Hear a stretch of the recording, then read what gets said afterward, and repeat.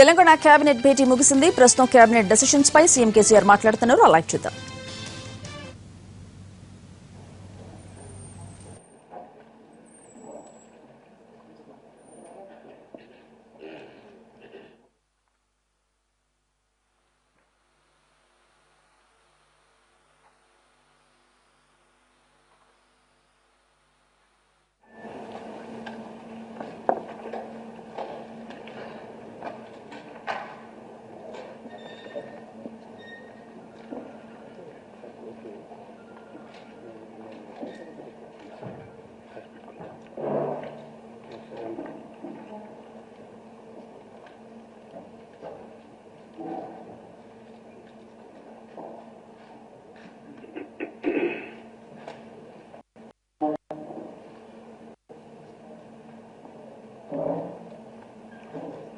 ఈరోజు చెప్తున్నాం కదా,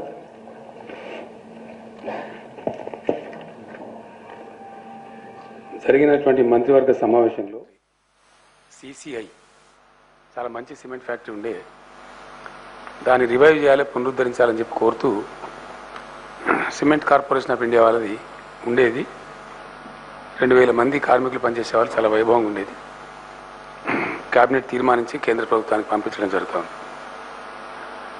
అదేవిధంగా ఆంధ్రప్రదేశ్ రాష్ట్రం ఉండినప్పుడు హెరిటేజ్ యాక్టు చాలా అసంబద్ధంగా చేసినారు. హెరిటేజ్ అనేది రాష్ట్ర వ్యాప్తంగా ఉంటాయి, కానీ అర్బన్ డెవలప్మెంట్ కింద పెట్టి హుడాకు అప్పగించి ఓన్లీ హైదరాబాద్ సిటీ వరకే కొన్నిటిని హెరిటేజ్ కిందకి తెచ్చి రాష్ట్రంలో ఉన్నటువంటి అనేక ఇంపార్టెంట్ చారిత్రక కట్టడాలు, ఫోర్ట్స్ చాలా ఉన్నాయి తెలంగాణలో. మన వనపర్తి కోట కావచ్చు, ఇక్కడనే పక్కన రాజాపేట కోట కావచ్చు, దోమకొండ గడి కావచ్చు, అట్లా చాలా మీద కిల్లా కావచ్చు, చాలా ఉన్నాయి. అవి ఎవ్వి పెట్టలేదు. అసమగ్రంగా ఓన్లీ హైదరాబాద్లో కొన్ని బంగ్లాలు పెట్టి ఇదే హెరిటేజ్ పొమ్మన్నారు. సో గతంలోనే దాన్ని మార్చినాము. హెరిటేజ్ యాక్ట్ అనేది యాక్చువల్గా స్టేట్ హెరిటేజ్ యాక్ట్ ఉంటుంది, కానీ ఒక సిటీకి తీసుకురారు, ఒక అర్బన్ డెవలప్మెంట్ దాని కింద ఉండదు. కాబట్టి స్టేట్ హెరిటేజ్ యాక్ట్ను తీసుకురావడానికి ఈరోజు నిర్ణయం తీసుకున్నాం. దానికి సంబంధించి కూడా జరిగింది. మరొక విషయం, గతంలో గవర్నర్ కోటా కింద ఎమ్మెల్సీలుగా పనిచేసినటువంటి శ్రీ బి రాజేశ్వరరావు గారు, శ్రీ ఫారూక్ హుస్సేన్ గారు, వీరిద్దరిని కూడా తిరిగి మరొక టర్మ్ కోసం నియమించమని చెప్పి గవర్నర్ గారిని కోరుతూ కూడా ఈరోజు కేబినెట్ తీర్మానం చేసింది. అది గవర్నర్ గారికి పంపించడం జరుగుతూ ఉంది.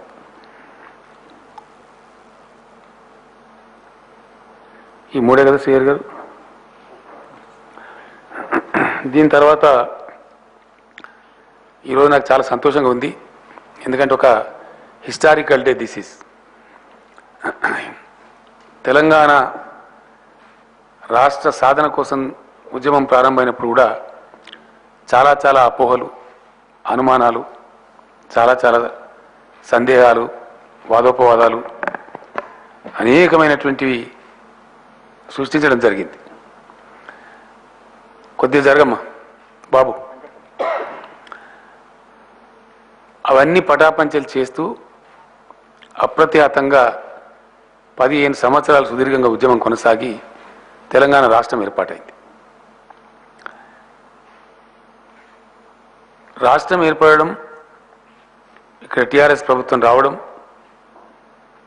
మేము 17,000 కోట్ల మేర రైతు రుణమాఫీ ప్రభుత్వాన్ని తలకెత్తుకున్నది.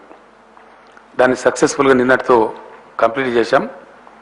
తెలంగాణ రైతాంగం అందరికీ కూడా ఈసారి నా తరఫున, ప్రభుత్వం తరఫున నేను హృదయపూర్వకమైనటువంటి శుభాకాంక్షలు తెలియజేస్తా ఉన్నాను. రాష్ట్రం ఏర్పాటు కావడమే కాదు, రైతులకు సంబంధించినటువంటి 1,00,000 రూపాయల రుణం భారం కూడా వాళ్ళని ఎత్తి నుంచి ప్రభుత్వం తీసేయడం జరిగింది. మంచి శుభ పరిణామం. That way also this is a historical day. రెండవది, తెలంగాణ రాష్ట్ర ఏర్పాటు క్రమంలో నేను చాలా వేదికల మీద, కొన్ని వందల సభలలో, అనేక లక్షల మంది పాల్గొన్న వరంగల్ లాంటి సభలో నేనే స్వయంగా ప్రకటించడం జరిగింది. దాన్ని తిరిగి ఎన్నికల సందర్భంలో రాష్ట్రం వచ్చిన తర్వాత మేనిఫెస్టోలో కూడా పెట్టడం జరిగింది. తెలంగాణ రాష్ట్రం సామాజిక నేపథ్యం 90% ఇది బీసీ ఎస్సీ ఎస్టీ మైనార్టీలు ఉండేటువంటి రాష్ట్రం. ఉద్యమ సందర్భంలో కూడా నేను అదే మాట చెప్పడం జరిగింది. రాష్ట్రం ఆంధ్రప్రదేశ్ నుంచి విడిపోయి కొత్త రాష్ట్రంగా ఏర్పడ్డ దరిమిల డెఫినెట్గా సమీక్ష చేసుకుంటారు ఎవరైనా కూడా. నేను గతంలో చెప్పిన మాదిరిగానే నేపథ్యం మారిపోతుంది. గిరిజనులు ఎక్కువ ఉండే ప్రాంతం, బీసీఈ కింద పరిగణించబడుతున్న ముస్లింలు ఎక్కువ ఉండే ప్రాంతం. కాబట్టి వాళ్ళలో పేదరికం ఉంది. రేపు తెలంగాణ ఏర్పడితే తెలంగాణ రాష్ట్రం నేపథ్యంలో ఆంధ్రప్రదేశ్లో పలచబడ్డ ఈ రెండు వర్గాల యొక్క జనాభా పెరుగుతుంది. కాబట్టి ఆ పెరుగుదలకు అనుగుణంగా చెరొక 12% రిజర్వేషన్ చేస్తామని చెప్పి గతంలో మేము వాళ్ళకు వాగ్దానం చేయడం జరిగింది. పార్టీగా నేను చాలా సందర్భాలు చెప్పిన. ఆ రోజు కూడా చాలా సందేహాలు అనుమానాలు వెలిబుచ్చినారు. 4% కష్టమైంది, 5% కష్టమైంది, 6% కష్టమైంది అని చెప్పినారు. మీరు 12 ఎట్లా వేస్తారని చెప్పినారు. నేను చాలా స్పష్టంగా కుండ బద్దలు కొట్టినట్టు ఆ రోజు చెప్పడం జరిగింది. అట్లీస్ట్ 150 ప్రెస్ మీట్లలో బహుశా నన్ను ప్రశ్నించుంటారు. మరొక 50 టీవీ డిబేట్లలో చర్చ వచ్చి ఉంటుంది. అన్నిసార్లు కూడా నేను స్పష్టంగా చెప్పిన, తమిళనాడు మార్గంలో తమిళనాడులో ఎట్లయితే రిజర్వేషన్ అబోవ్ 50% అమలవుతా ఉందో అదే పద్ధతిలో తెలంగాణ రాష్ట్రంలో కూడా చేస్తామని చెప్పడం జరిగింది. ఆ దరిమిల ఎలక్షన్ మేనిఫెస్టోలో కూడా పెట్టడం జరిగింది. ప్రజలు మాకు స్పష్టమైన తీర్పు ఇచ్చినారు. ఇక్కడ ఏర్పడ్డది అలయన్స్ ప్రభుత్వం కూడా కాదు. మేము సింగిల్ హ్యాండెడ్గా ఏ పార్టీతో పొత్తు లేకుండా మా మేనిఫెస్టోని ప్రజల ముందు పెట్టి వాగ్దానం చేసి మేము పోయినాం. పోతే ప్రజలు స్పష్టమైనటువంటి మెజార్టీతోని గవర్నమెంట్ ఫామ్ చేసే అవకాశం మాకు ఇచ్చినారు. మీ అందరికీ కూడా తెలుసు, ఎన్నికల సందర్భంలో నేను 107 సభలలో మాట్లాడడం జరిగింది. ఆల్మోస్ట్ 107 సభలలో కూడా టీఆర్ఎస్ గవర్నమెంట్ తెలంగాణలో వస్తే మేము ముస్లింలకు 12%, గిరిజనులకు 12% రిజర్వేషన్లు చేస్తామని చెప్పి కుండ బద్దలు కొట్టి నేను ప్రతి సభలో కూడా చెప్పడం జరిగింది. అవన్నీ సభల ద్వారా విన్న ప్రజలు, టీవీ డిబేట్ల ద్వారా విన్న ప్రజలు, పార్టీ అధ్యక్షుడిగా ఆ రోజు నేను చెప్పినటువంటి ఉపన్యాసాలు, పార్టీ అభ్యర్థులుగా మా 119 మంది శాసనసభ అభ్యర్థులు, 17 మంది పార్లమెంట్ అభ్యర్థులు అందరం కూడా చెప్పినాం. రిసౌండింగ్ ఎఫెక్ట్ మా అందరం ప్రజలకు చెప్పిన దానికి అగెనెస్ట్గా మాకు మ్యాండేట్ వచ్చింది. కాబట్టి ఈరోజు మేము దాన్ని ఇంప్లిమెంట్ చేసి తిరగాలి. దానికి గాను 2 కమిషన్లు వేయడం జరిగింది. ఒకటి సుధీర్ కమిషన్ మైనార్టీల మీద స్టడీ చేయడం కోసం, ఇంకోటి చెల్లప్ప కమిషన్ వేయడం జరిగింది. ఇద్దరు కూడా ఫైండింగ్ ఇచ్చి రిపోర్ట్ ఇచ్చినారు.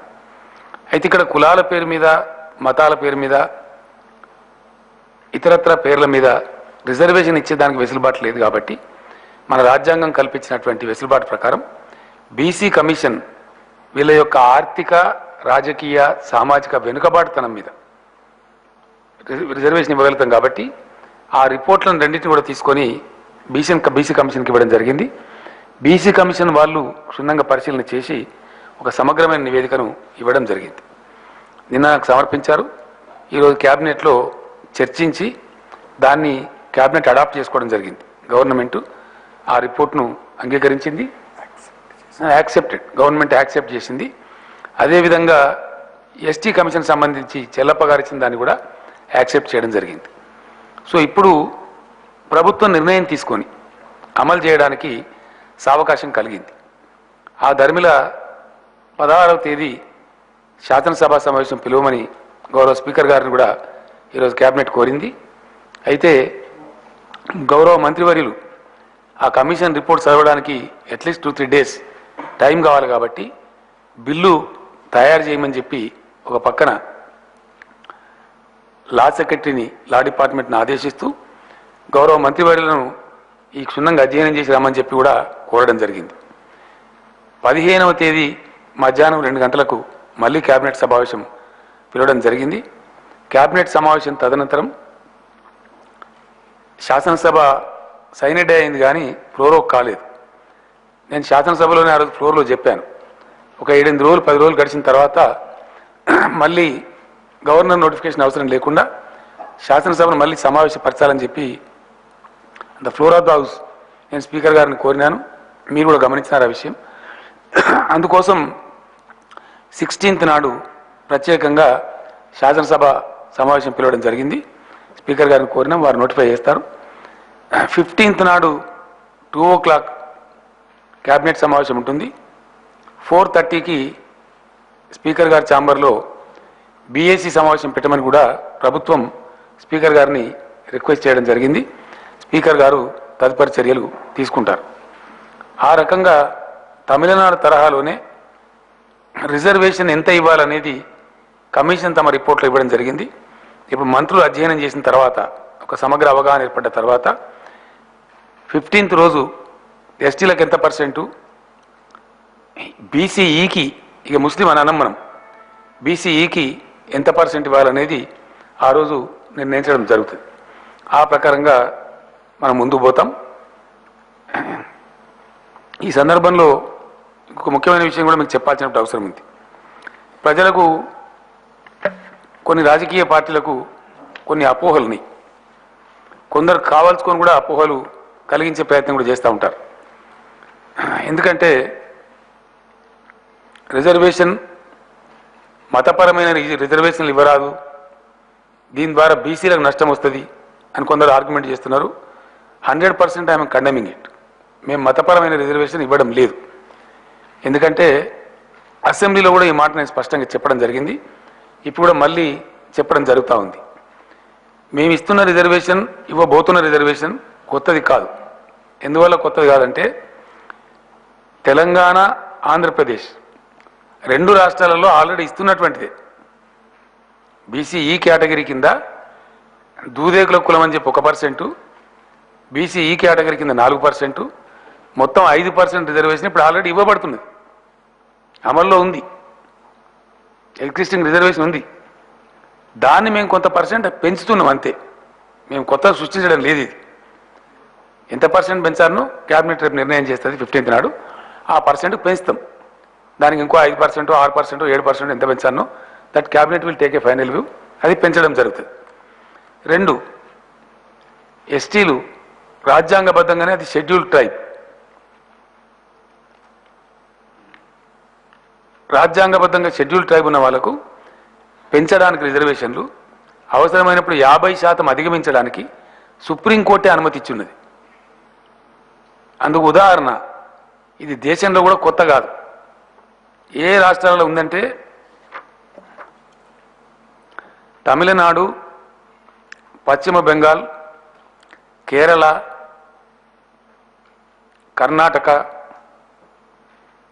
మణిపూర్, ఆంధ్రప్రదేశ్, తెలంగాణ, ఈ 7 రాష్ట్రాలలో ముస్లిం ప్రజల యొక్క, ముస్లిం వర్గాలలో ఉండేటువంటి వెనుకబాటుతనాన్ని గుర్తించి దాంట్లో కొన్ని గ్రూపులను ఐడెంటిఫై చేసి వాళ్ళకి ఆల్రెడీ రిజర్వేషన్ కొనసాగిస్తూ ఉన్నారు.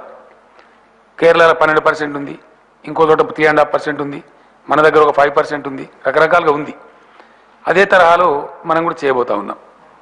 ఇంకోటి ఏంటంటే రిజర్వేషన్ సంబంధించి 50% కంటే ఎబోవ్ ఇంప్లిమెంట్ చేస్తున్న రాష్ట్రాలు తమిళనాడు 69%,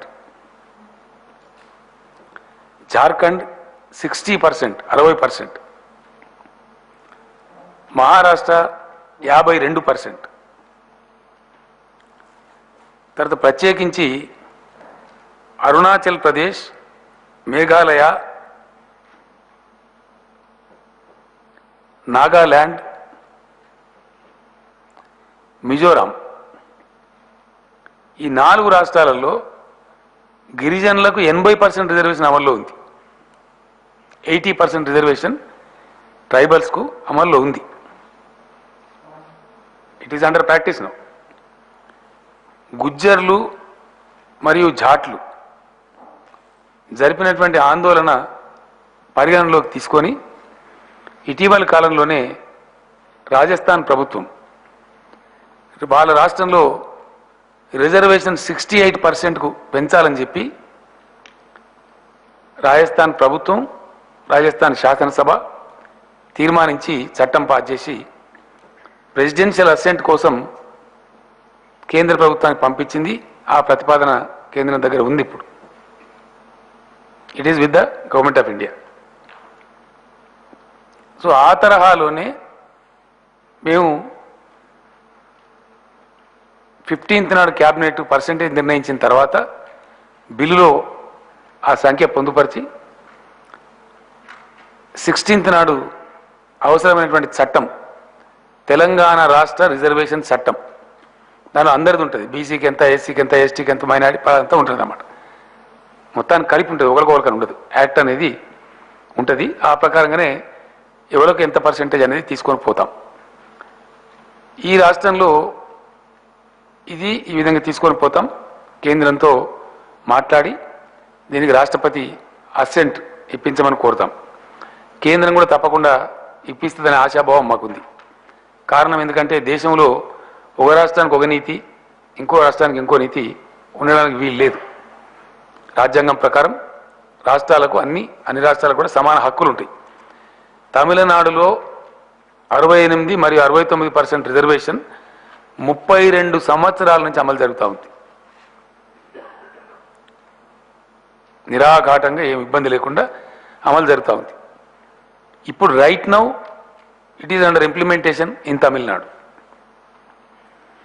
అదేవిధంగా 80% రిజర్వేషన్ 4 ఈశాన్య రాష్ట్రాలలో, ఇందాక నేను చెప్పిన రాష్ట్రాలలో అమలు జరుగుతూ ఉంది. 60% రిజర్వేషన్ జార్ఖండ్లో రైట్ నౌ అమలు జరుగుతూ ఉంది. This is nothing new to India. కాబట్టి మద్రాసు రాష్ట్రం కూడా, మద్రాసు నుంచి ఆంధ్ర రాష్ట్రం విడిపోయిన తర్వాత 1953లో అప్పుడు వాళ్ళు రివ్యూ చేసుకున్నారు. రివ్యూ చేసుకొని కొత్త రాష్ట్రం ఏర్పడ్డ కాంటెక్స్ట్లో తెలుగు వాళ్ళు విడిపోయిన తర్వాత మిగిలిన తమిళ రాష్ట్రంలో రిజర్వేషన్లు ఎట్లా ఉన్నాయని సమీక్ష చేసుకొని వాళ్ళు నిర్ణయానికి వచ్చినారు. ఈరోజు తెలంగాణ విషయంలో కూడా తెలంగాణ ఆంధ్రప్రదేశ్ నుంచి విడిపోయిన రాష్ట్రం, కొత్తగా ఏర్పడ్డ రాష్ట్రం. కొత్తగా ఏర్పడిన రాష్ట్రంలో తెలంగాణ రాష్ట్ర ఏర్పాటు నేపథ్యంలో ఏర్పడ్డ సామాజిక స్వరూపానికి అనుగుణంగా, తెలంగాణ రాష్ట్రంలో ఏర్పడేటువంటి సామాజిక స్వరూపానికి అంటే సోషల్ కంపోజిషన్కు అనుగుణంగా బాధ్యత గల రాష్ట్ర ప్రభుత్వంగా రిజర్వేషన్లు అమలు చేయించాల్సిన బాధ్యత మా మీద ఉన్నది. దాన్ని గుర్తించి ఈరోజు కేబినెట్ ఇంకో నిర్ణయం కూడా తీసుకున్నది. ఇక్కడ ఎస్సీలకు మనం అఫ్కోర్స్ 15% అమలు చేస్తూ ఉన్నాం. కానీ రాష్ట్రంలో ఈరోజు ఎస్సీల జనాభా 16.3% ఉన్నట్టుగా మనకు సెన్సస్ లెక్కలు చెప్తా ఉన్నాయి. అదేవిధంగా బీసీలకు కూడా కొంత రిజర్వేషన్ పెంచాల్సిన అవసరం ఉంది. ఇప్పుడు కొత్తగా ఏర్పాటైనటువంటి మన తెలంగాణ రాష్ట్ర బీసీ కమిషన్కు ఈరోజు ఒక టర్మ్స్ ఆఫ్ రెఫరెన్స్ ఇచ్చినాం. కొత్తగా ఏర్పడ్డ తెలంగాణ రాష్ట్రం కాబట్టి వృత్తి పనులలో ఒక చెప్పులు కుట్టే వృత్తి మినహాయిస్తే మిగిలిన వృత్తులన్నీ కూడా బీసీ కులాల వాళ్ళే చేస్తున్నారు. కాబట్టి మరి వాళ్ళు వృత్తులు కోల్పోయి కూడా ఇలా చాలా బాధలు పడతా ఉన్నారు. అంచేత బీసీలకు ఎంత పర్సెంట్ రిజర్వేషన్ పెంచాల్సిన అవసరం ఉంది. ఒకటి, బీసీలలో ఉన్నటువంటి అత్యంత వెనుకబడిన వాళ్ళ ఎంబీసీ మోస్ట్ బ్యాక్వర్డ్ క్లాసెస్లో ఉన్నటువంటి వాళ్ళ పరిస్థితులు ఏ విధంగా ఉన్నాయి, వాళ్ళ గురించి ప్రభుత్వం ఏం చేయాలా. 2, బీసీలలో ఉన్నటువంటి సంచార జాతుల స్థితిగతులు ఏ విధంగా ఉన్నాయి, వాళ్ళని ఏం చేయాలా, వాళ్ళకు జరిగించాల్సిన పని వరుస ఏంది. 3, ఇవన్నీ కూడా సమగ్రమైనటువంటి అధ్యయనం చేసి తెలంగాణ కొత్తగా ఏర్పడే రాష్ట్రం కాబట్టి ఒక హిస్టారికల్ డాక్యుమెంట్ను స్టడీ చేసి అద్భుతమైనటువంటి హిస్టారికల్ డాక్యుమెంట్ను రూపకల్పన చేసి ప్రభుత్వానికి నివేదిక సమర్పించమని చెప్పి 6 to 7 months లోపు అన్ని జిల్లాలు తిరిగి, అన్ని ప్రాంతాలు తిరిగి, అన్ని పట్టణాలలో అన్ని బస్తీలు తిరిగి ప్రజల స్థితిగతులను పరిశీలించి లోతైనటువంటి అధ్యయనం చేసి మంచి రికమెండేషన్లు ఇవ్వని చెప్పి తెలంగాణ రాష్ట్ర బీసీ కమిషన్కు today cabinet terms of reference కూడా ఇచ్చి రిక్వెస్ట్ చేయడం జరిగింది. వాళ్ళు ఇమీడియట్గా వాళ్ళు దాన్ని రెజ్యూమ్ చేస్తారు. ప్రభుత్వ ప్రధాన కార్యదర్శిని కూడా ప్రభుత్వం ఆదేశించింది. బీసీ కమిషన్ ఎక్కడ సంచరించినా, ఎక్కడ పర్యటించినా రాష్ట్ర స్థాయి కార్యదర్శులు కానీ, జిల్లా కలెక్టర్లు కానీ వాళ్ళకు అవసరమైన టోటల్ స్టాటిస్టిక్స్ అందజేయాలని చెప్పి కూడా వాళ్ళను కోరడం కూడా జరిగింది. ఆ రకంగా వాళ్ళకు ప్రభుత్వ పక్షాన అందజేయడం కూడా జరుగుతుంది. తద్వారా వస్తే బీసీల రిజర్వేషన్ పెంపుకు కూడా టీఆర్ఎస్ ప్రభుత్వం చర్యలు తీసుకుంటుందని చెప్పి భవిష్యత్తులో నేను తెలియజేస్తా ఉన్నా. ఇప్పుడు బీసీలకు ఉన్న పర్సెంటేజ్ రిజర్వేషన్ 1% కూడా తగ్గదు. కాగా వాళ్ళ రిపోర్ట్ అందితే బీసీలకు ఇంకా పర్సెంట్ డెఫినెట్గా పెంచుతాం. ఇక్కడ ఈ లోపు కేంద్రంతో మాట్లాడి ఈ పెంపుదల యాక్సెప్ట్ చేసుకుంటే in the same line same ఎనాలజీలో ఎట్లయితే జార్ఖండ్లో ఉందో, ఎట్లయితే నార్త్ ఈస్ట్ 4 స్టేట్స్లో ఉందో, ఎట్లయితే తమిళనాడులో ఉందో ఆ ప్రకారంగా పెంచడం చాలా సులువవుతుంది. కాబట్టి ప్రక్రియ కూడా ఇప్పుడు అంతా జరిగిపోతుంది. కాబట్టి అది చాలా తొందరగా చేసుకునే వెసులుబాటు కూడా ఉంటుంది. కాబట్టి బీసీల రిజర్వేషన్ కూడా కొంత పెంచడానికి సుముఖంగా ఉన్నాం. ప్రభుత్వం యొక్క సుముఖత ఈ విషయంలో ఫ్లెక్సిబిలిటీకి మంచి ఉదాహరణ. ఎవరు ధర్నాలు చేయకున్నా, ఎవరు డిమాండ్ చేయకున్నా, ప్రభుత్వానికి ఎవరు మెమోరాండం ఇవ్వకున్నా దేశంలో ఎక్కడ లేని విధంగా first time in India market committee చైర్మన్లలో రిజర్వేషన్ తెచ్చిన ఘనత టీఆర్ఎస్ ప్రభుత్వాన్ని. అది ప్రజలకు తెలుసు. ఈరోజు ఇంప్లిమెంటేషన్ కూడా చేసినాం మేము. అంటే ప్రజలకు న్యాయం చేయడంలో టీఆర్ఎస్ ప్రభుత్వం ముందుంటుందన్న దానికి ఇది ఒక మంచి ఉదాహరణ అని కూడా నేను మనవి చేస్తా ఉన్నా. ఆ రకంగా దీన్ని ముందుకు తీసుకొని పోవాలి. కొంతమంది చేసే దుష్ప్రచారం ఏమాత్రం కరెక్ట్ కాదు.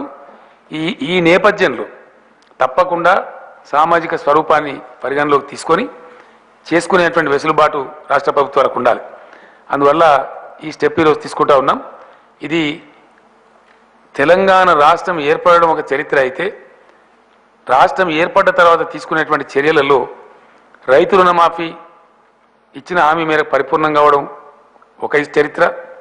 అద్భుతంగా అన్నదన్నట్టు చేసుకోవటం. ఇలా రిజర్వేషన్లు కల్పిస్తామనుకునే వర్గాలకు కమిషన్లు ఏర్పాటు చేసి రిపోర్టు తెప్పించి ఖచ్చితంగా దానికి తగు రీతిలో ఈరోజు ఈ నిర్ణయం తీసుకోవడం కూడా ఒక హిస్టారికల్ డే. డెఫినెట్గా ఇది మంచి దారితీస్తుంది. అన్ని వర్గాల ప్రజలు మేము కోరుతుండేది, అన్ని వర్గాల ప్రజలు ఆనందంగా సంతోషంగా వాళ్ళ ముఖాల మీద చిరునవ్వు చిందితేనే సరైన తెలంగాణ. కాబట్టి ఆ తెలంగాణ దిశగా ఒక మంచి పురోగామి, ఒక ప్రోగ్రెసివ్ స్టెప్ ఈరోజు పడిందని నేను నా హర్షాన్ని, నా సంతోషాన్ని వ్యక్తం చేస్తూ ఉన్నాను. ప్రజలు మాకు మ్యాండేట్ ఇచ్చినారు. ఇదేదో మేము చీకట్లో పెట్టి చేస్తలేం.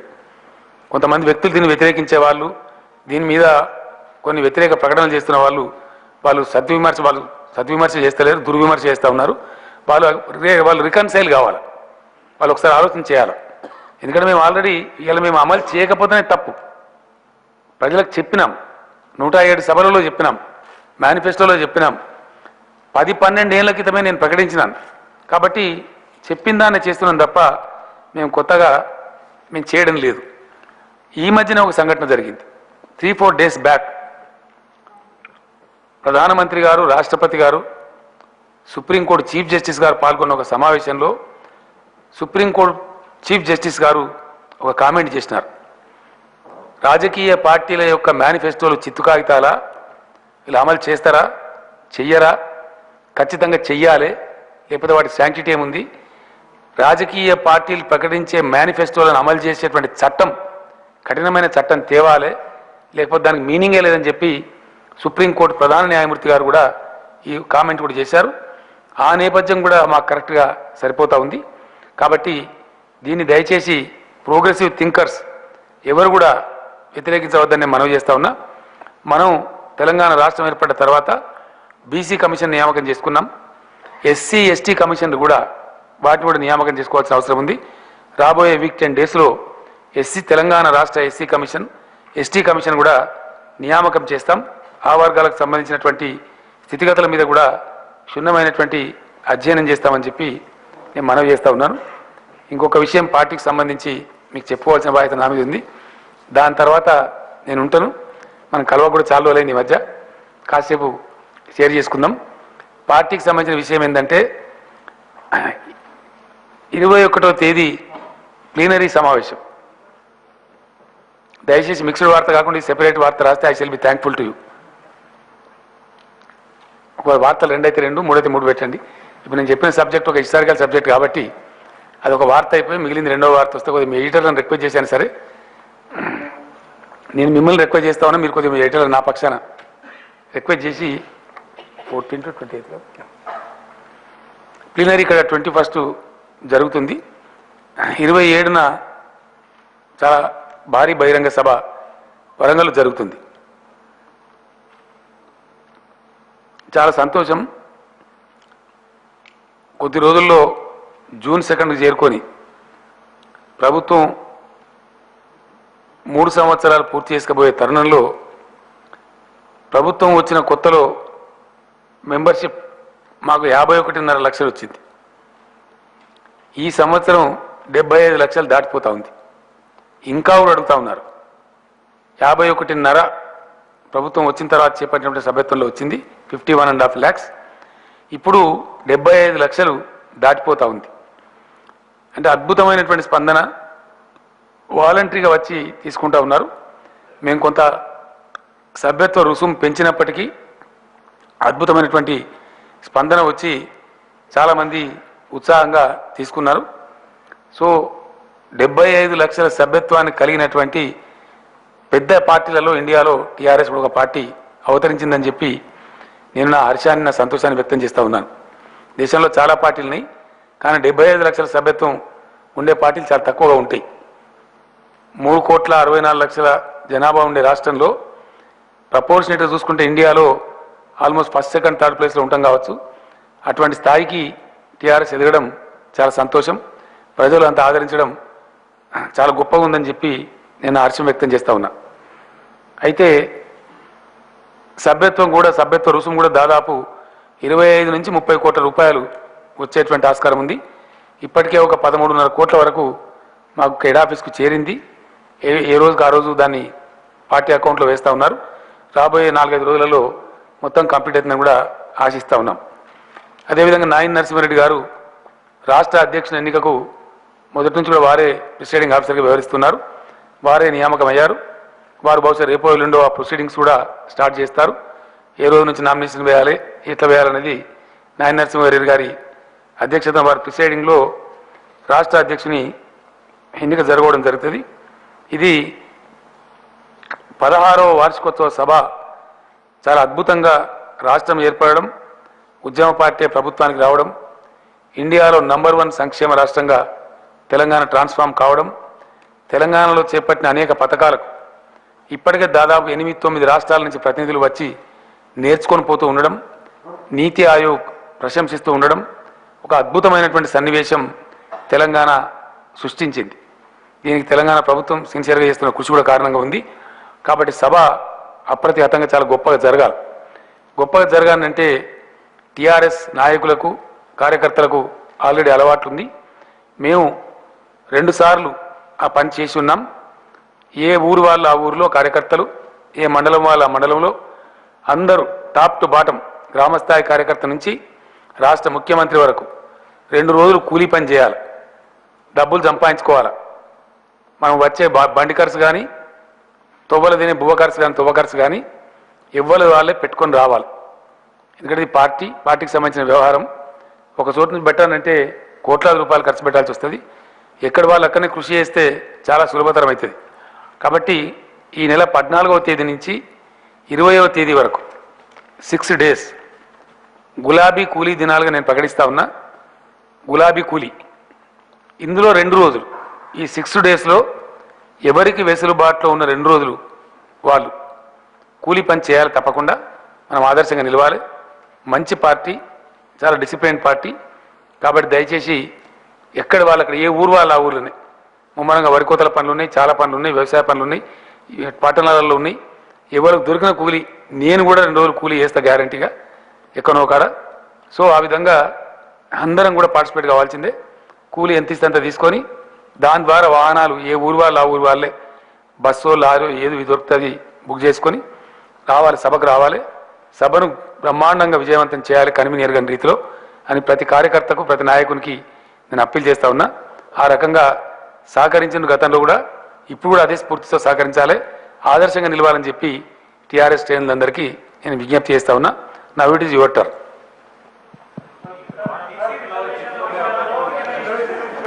One at a time please. నేను ఓపికగా కూర్చుంటాను. నేను ఒక్కరి తర్వాత ఒకరు అడగండి దయచేసి. సుప్రీంకోర్టులో ఉంది కదా సార్. రాహుల్ మాట్లాడుతాను ప్లీజ్. రాహుల్. సుప్రీంకోర్టులో ఉంది సార్, ఇది బీసీ 5% రిజర్వేషన్ అన్నిటి విషయంలో లేదు. మీరు అడిగినారు కాబట్టి రాయాలి కూడా. అడిగిచి పెడితే కాదు దయచేసి. అన్నిటి విషయంలో లేదు. ఇప్పుడు నేను చెప్పినటువంటి మిజోరాం 4 ఈశాన్య రాష్ట్రాలు ఏవైతున్నాయో దాంట్లో లేదు. 2 విషయాలు నేను చెప్తున్నా రాహుల్ గారు. ఒకటి, 50% దాటకుండా రిజర్వేషన్ ఉండాలి అని రాజ్యాంగంలో ఎక్కడ లేదు. నంబర్ 1. సుప్రీంకోర్టు 1992లో మండల్ కమిషన్ దరిమిలా చెలరేగినటువంటి వివాదంలో ఇందిరా సహాని అనే ఒక అమ్మాయి, ఒక విద్యార్థిని, బహుశా ఢిల్లీ యూనివర్సిటీ విద్యార్థిని అనుకుంటున్నాను నేను, ఆ అమ్మాయి పేరు ఇందిరా సహాని. ఇది రాయాలి, ప్రజలకు తెలవాలి, దేశం కూడా ఎడ్యుకేట్ అవుతుంది. ఆ అమ్మాయి ఒక కేసు వేస్తే అప్పుడు జడ్జిమెంట్ ఇచ్చింది 50% దాటరాదని. అదే జడ్జిమెంట్లో ఇంకో పేజీలో కూడా స్పష్టంగా చెప్పింది. ఏం చెప్పిందంటే 50% అని మేము చెప్పినప్పటికీ ప్రత్యేకమైన పరిస్థితి ఉంటే క్వాంటిఫైయబుల్, అంటే గణించదగిన అని, క్వాంటిఫైయబుల్ అని, క్వాంటిఫైయబుల్ డేటా ఉంటే, అది ఇంపెక్కబుల్ అంటే అన్డిస్ప్యూటెడ్ అయి ఉంటే దాన్ని రాష్ట్ర ప్రభుత్వాలు లేదా కేంద్ర ప్రభుత్వం ఎస్టాబ్లిష్ చేస్తే అప్పుడు 50% దాటవచ్చు అని సుప్రీంకోర్టు చెప్పింది. సుప్రీంకోర్టు జడ్జిమెంట్లో 2 చెప్పింది. జనరల్లీ 50% దాటకూడదని, కానీ జస్టిఫికేషన్ ఉంటే, quantifiable data, I'm repeating, quantifiable data ఉంటే, ఆ డాటా ఇంపెక్కబుల్ అయితే, అది ఎస్టాబ్లిష్ అయితే రిజర్వేషన్ పెంచుకోవచ్చు అని చెప్పిండ్రు. ఆ ధర్మిలానే నార్త్ ఈస్ట్లో 80% పర్మిషన్ ఇచ్చిండ్రు. ఆ ధర్మిలానే 60% జార్ఖండ్ పర్మిషన్ ఇచ్చిండ్రు. మిగతా రాష్ట్రాల్లో కూడా జరుగుతూ ఉంది. తమిళనాడు కూడా ఏమన్నారంటే, ఇది చాలామందికి తెలియదు, మీరు రాస్తే మీరు ఛాంపియన్స్ అవుతారు ఇండియాలో, తెలంగాణ రాష్ట్ర విలేకరులు ఛాంపియన్స్ అవుతారు, మీ దగ్గర నుంచే నేషనల్ న్యూస్ కూడా పోతుంది. డెఫినెట్ ఇట్స్ నేషనల్ న్యూస్, ఇది నేషనల్ డిబేట్ అవుతుంది కూడా. ఈ సబ్జెక్ట్ కావాలి కూడా, దేశం ఎడ్యుకేట్ కావాలి. దాంట్లోనే ఏం చెప్పినట్టు సుప్రీంకోర్టు, మీరు సుప్రీంకోర్టు స్టక్ డౌన్ చేసినప్పుడు తమిళనాడు అప్రోచ్ అయింది. అప్రోచ్ అయితే వాళ్ళు మీరు చెప్పిందని చెప్పి మేము ఇమ్మీడియట్గా దీన్ని రద్దు చేయలేము, ఇది ఒక అశాంతికి దారితీస్తుంది, మీరు మాకు వెసులుబాటు ఇవ్వండి అంటే ఏమైందంటే, మొట్టమొదలు అసలు మీకు కురానాలు చెప్తాను, మీరు ఓపిక ఉన్న రాస్తే ఇంకా బెటర్. వాళ్ళు ఏం చేసిండ్రు తమిళనాడు రాష్ట్రం అంటే, కమిషన్లు వేసుకొని ఆంధ్రప్రదేశ్ విడిపోయిన తర్వాత చర్చలు మొదలుపెట్టి 1980కి వాళ్ళు ఒక నిర్ణయానికి వచ్చారు. 1980లో నిర్ణయానికి వచ్చి వాళ్ళు Tamil Nadu government social welfare department ద్వారా, ఆ జియో నంబర్ రాయలే దేశపక్ష నేను రాయమని, నేను అది లెక్క లేదు ఇక్కడ. 1980లో తమిళనాడు ప్రభుత్వ సాంఘిక సంక్షేమ శాఖ ద్వారా, కాదు 1565 ఉంది, సరే మళ్ళిద్దాం. ఆ జీవో ద్వారా, ఒక పర్టికులర్ జీవో ద్వారా 1980లో 68% అమలు చేస్తాం రిజర్వేషన్ అని చెప్పి, కాదు చెకప్ వన్స్ అగైన్, 1980 ఫిబ్రవరి 1 జీవో నంబర్ 73 ద్వారా తమిళనాడులో 68% రిజర్వేషన్ శ్రీకారం చుట్టిండ్రు. దాన్ని మళ్ళా 1990లో అంటే శ్రీకారం చుట్టిండ్రు, 90 దాకా అమలు జరిపిండ్రు, 10 సంవత్సరాలు, ఒక దశాబ్దం, ఏం ఆటంకం లేదు. 90లో మళ్ళీ ఏం చేసిండ్రు, ఎస్టీలకు మళ్ళీ ఒక 1% పెంచిండ్రు. Reservation has been taken from 68 to 69. అది కూడా ఇంప్లిమెంట్ అయింది 2 సంవత్సరాల పాటు. ఆ తర్వాత దేశంలో విపి సింగ్ ప్రభుత్వం వచ్చి ఆయన మండల్ కమిషన్ అపాయింట్ చేసి రిజర్వేషన్ పెంచితే అప్పుడు వివాదం చెలరేగింది. ఆ వివాదం ఈ ఇందిరా సహాని కేసు రూపంలో సుప్రీంకోర్టు పోయింది. దెన్ కేమ్ దిస్ 50% జడ్జిమెంట్, అప్పుడు వచ్చింది. ఆ తర్వాత మీరు పోయినారు మళ్ళీ సుప్రీంకోర్టుకు, పోతే వాళ్ళు ఒప్పుకోలేదు. దెన్ అప్పుడు పివి నరసింహారావు గారు ప్రైమ్ మినిస్టర్ ఆ టైంకు, 1993 ప్రైమ్ మినిస్టర్ అయితే తమిళనాడు గవర్నమెంట్ మాకు ఇబ్బంది అవుతుందని చెప్పి వాళ్ళని అప్రోచ్ చేసినారు. అప్రోచ్ చేస్తే మీరు మీ శాసనసభలో తీర్మానం చేసి చట్టం చేసి తెచ్చుకోండి, మీకు రాష్ట్రపతితోనే అసెంట్ ఇప్పిస్తామని చెప్పి కేంద్రం వాళ్ళకి అడ్వైజ్ చేసింది. On advice of the government of India, Jayalalithaa గారు సీఎంగా ఉన్నారు అప్పుడు తమిళనాడు ప్రభుత్వం act 45 of 94, act number 45 of 94.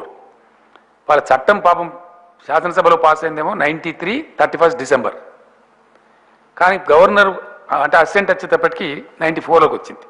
కాబట్టి యాక్ట్ ఆఫ్ 94 అంటారు. ఎందుకంటే యాక్ట్ అసెంట్ అయితేనే ఫుల్ యాక్ట్ అవుతుంది. కాబట్టి 45 ఆఫ్ 94 1994 సంవత్సరంలో పాస్ చేయబడ్డ యాక్ట్ నంబర్ 45 ద్వారా